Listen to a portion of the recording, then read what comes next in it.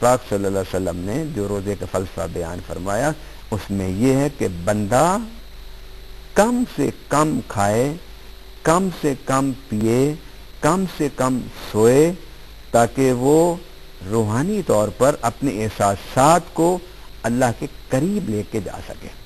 اب آئیے ایک حدیث مبارک سے اس کی وضاحت ہم کرتے ہیں۔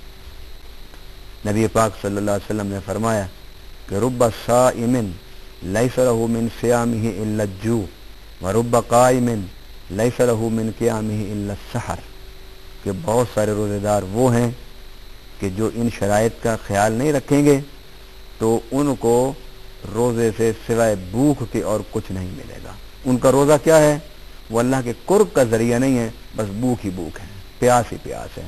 اور ان کا راتوں کا جاگنا، کھڑا ہونا، عبادت کرنا، تلاوت سننا، یہ سب فرمایا کہ من قیام ہی الا السحر، کہ ان کا قیام راتوں کو رمضان میں سوائے بیداری کی اور کچھ نہیں۔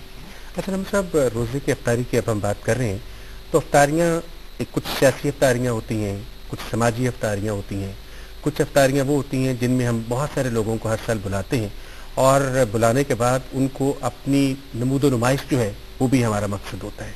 آپ یہ بتائیے گا کہ ایک تو وہ افطاری ہے جو ہم نے کسی شخص کو کروانی ہے صرف اس کو افطار کی حد تک، ایک وہ افطاری ہے جس میں ہم نے یہ سب کچھ شامل کرنا ہے۔ ان دونوں افطاریوں کا فرق، اور پھر یہ بتائیے گا کہ ان دونوں کی جزا جو ہے اس میں اللہ تعالیٰ تفریق کیسے کرے گا؟ دیکھیں، افطاری انفرادی ہو یا اجتماعی، اس میں تو کوئی قباحت نہیں ہے۔ آپ جتنی استطاعت رکھتے ہیں افطاری کرانے کی اتنے زیادہ لوگوں کو کرائیں، اس کا بڑا اجر ہے۔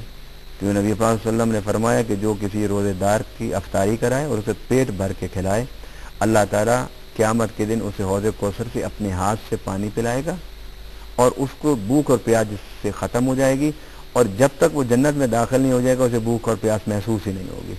ایک تو یہ، پھر فرمایا کہ اگر یہ طاقت نہیں ہے تو پھر کھجور سے اور دودھ کے ایک گھونٹ سے افطاری کراؤ۔ اگر یہ بھی طاقت نہیں ہے تو پانی میں پانی کا گلاس بھر کر روزے دار کو دے دو کہ یار میں تمہیں دے رہا ہوں، اس سے تم افطاری کر لو۔ فرمایا اس کا بھی ثواب ہے۔ افطاری کا ثواب تو ہے، خواہ وہ انفرادی ہو یا اجتماعی ہو، اس میں مذہبی لوگ ہوں یا سیاسی لوگ ہوں یا معاشی لوگ، اس میں سیاسی لوگ ہوں، مذہبی لوگ ہوں یا کسی اور طبقہ زندگی سے تعلق رکھنے والے لوگ ہوں، امیر ہوں، غریب ہوں، اس کی تو اسلام میں کوئی قباحت نہیں۔ اور اگر ان افطاریوں کو دنیاوی افطاری بنایا گیا، ان افطاریوں کو سیاسی افطاری بنایا جائے، ان افطاریوں کو اپنے نمود و نمائش کے اظہار کے لیے استعمال کیا جائے، ان افطاریوں کے ذریعے سے دنیاوی کسی اور مقصد کو شامل کیا جائے، تو وہ اس نیت کی وجہ سے افطاری اللہ کے نزدیک اس کا کوئی ثواب نہیں ہوگا، خواہ وہ چھوٹی افطاری ہو یا بڑی افطاری ہو، وہ پرتکلف افطاری ہو یا سادہ افطاری ہو، وہ انفرادی افطاری ہو یا اجتماعی افطاری ہو۔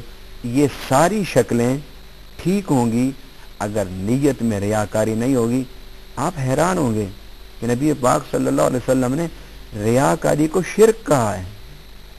بھئی عبادت تو کرنی تھی میرے لیے، یہ افطاری تو کرانی تھی میری رضا کے لیے، یہ افطاری تو نے کرانی تھی میری خوشنودی کے لیے، اور اب تو یہ افطاری کرا رہا ہے، ریاکاری کر رہا ہے۔ ریاکاری کا مطلب کیا ہے؟ تو لوگوں کو دکھانا کہ میں یہ کام کر رہا ہوں۔ بھئی تو نے دکھانا تو اللہ کو تھا، اور تیری نیت میں آ گئے میں لوگوں کو دکھاؤں۔ اس لیے فرمایا کہ جس نے ریاکاری کی اس نے شرک کیا، اور جو شرک کرتا ہے اس کا کوئی اجر اللہ کے نزدیک نہیں ہے۔ اللہ صاحب بہت شکریہ، آپ نے بڑی تفصیل کے ساتھ ہماری رہنمائی فرمائی۔ آپ سب کا بھی بہت شکریہ کہ آپ نے اس پروگرام کو دیکھا۔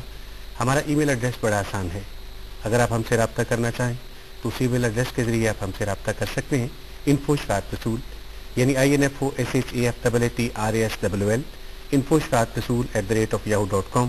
اس ای میل ایڈریس پر آپ ہم سے رابطہ کیجیے گا۔